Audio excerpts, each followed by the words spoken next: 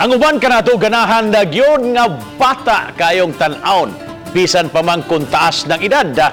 Apan may mga tao usab mga kapuso nga bisan og medyo taas ng ilang edad og na sa adolescent stage, bata gihapong tan-aon.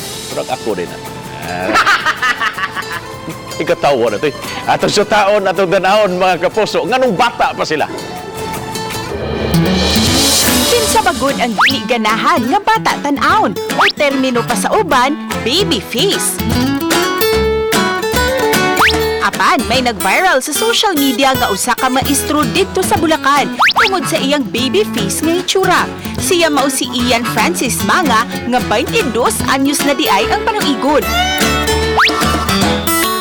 Dinhi sa ato, may nakitan usab kami nga usa ka tinun-an sa kolehiyo nga baby face. Siya si Kyle Cañete, 22 anyos pod ang edad.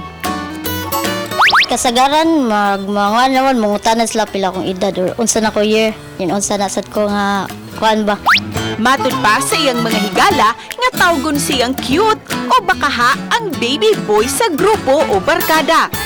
Kuan ako man jud maggamay kay sa office or sa kuan mga working, so tugod jud ko lang kanang mga baby boy or baby nga na. Apan matud ni Kyle nga wala pa siya magpatanaw sa doktor sa iyang kondisyon. Matud usab niya nga wala makaminos sa kumpiyansa sa kaugalingon ang iyang kondisyon kay matud pa panagsalang kita mamahimong bata.